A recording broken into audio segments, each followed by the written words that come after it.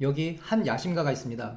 보스와 먼 친척인 이 야심가는 일반적인 상황이라면 아무도 바라지 않는 지방 발령을 자처하는데, 발령을 받자마자 내려가 그쪽 세력들을 싹 쓸어버리고 부하에게 휴대폰을 부시게 해 보스에게 이제 연락 못할 거라는 편지를 전한 채 새로운 조직을 만들어버립니다.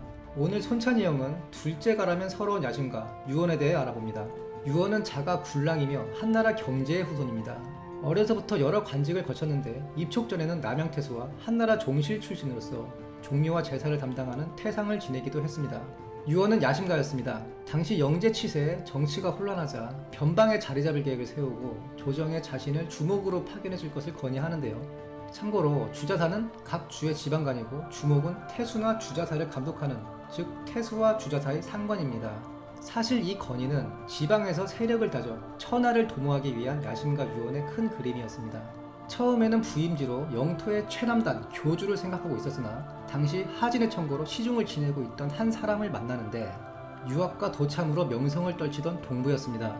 도참이란 기륭화복을 점치는 예언 정도로 이해하면 되는데, 우리가 잘 알고 있는 풍수지리도 도참 사상의 일종입니다. 동부는 유언에게 익주에 천자의 기운이 있다고 귀띔하는데, 유언은 이때부터 목표를 교주에서 익주로 바꿉니다.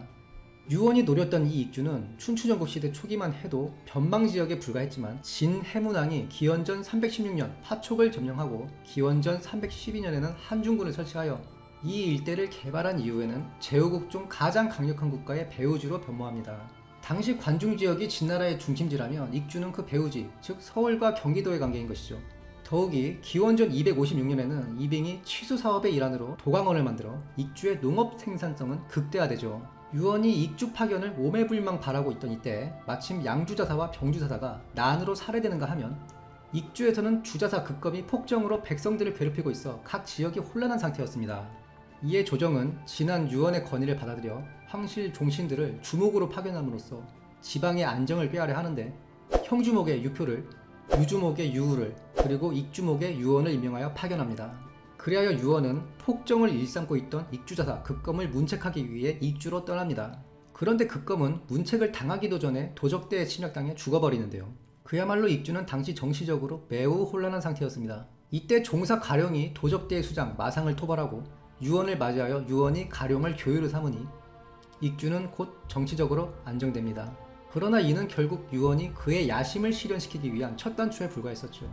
오두미교의 교주, 장로의 어머니는 동안이었는데 화양국지에는 도수를 부려 젊음을 유지했다고 나와 있습니다.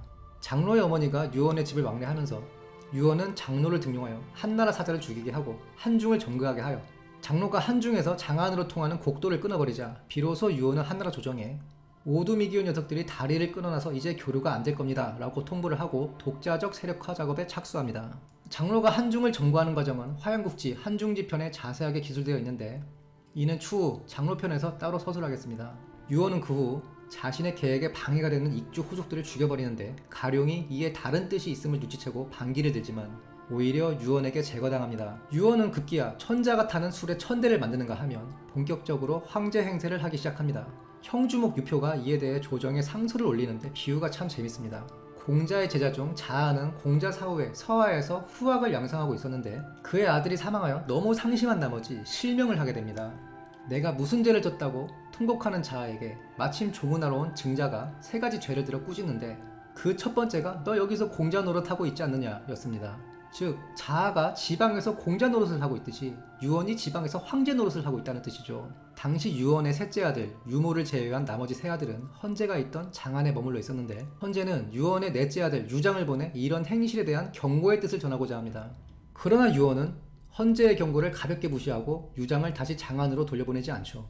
뒤이어 마등이 난을 일으켜 장안으로 진격할 때 유언과 큰아들 유범이 은밀히 보위해서 이를 지원합니다. 그러나 마등은 패주하고 이 일로 유언은 큰아들 유범과 둘째 아들 유탄을 잃습니다. 그리고 셋째 아들 유모 역시 정신병으로 요절하죠. 게다가 유언이 머물던 관사가 낙뢰에 맞아 불타게 됩니다. 유언은 주도를 성도로 옮기고 상심하다가 머지않아 사망합니다. 익주의 가신들은 성품이 온화해서 만만한 유장을 윗주목으로 추대를 하는데, 감령이 이를 반대합니다. 감령은 일이 뜻대로 되지 않자 유표에게 도망가 버리고 익주목은 유장이 계승하게 됩니다. 그리고 유장은 추후 아버지 유언이 닦아놓은 토대를 유비에게 헌납하게 되죠. 유언이 독자 세력화에 성공한 걸로 모자라 장안 진출까지 노린 걸 본다면 어쩌면 독자 세력화에 만족하지 않고 시황제와 항고조가 한중과 파촉을 기반으로 중원을 통일했듯이 유원 역시 이들처럼 더 큰 야심이 있었을지 모를 일입니다. 그러나 결국 두 아들을 잃고 천재지변까지 겹쳐 그의 야심은 딱 거기까지였죠. 지금까지 벼락맞은 야심가 유원이었습니다. 영상이 유익하셨다면 구독, 좋아요, 알람 설정 부탁드리며 다음 시간에는 감령전으로 돌아오겠습니다. 감사합니다.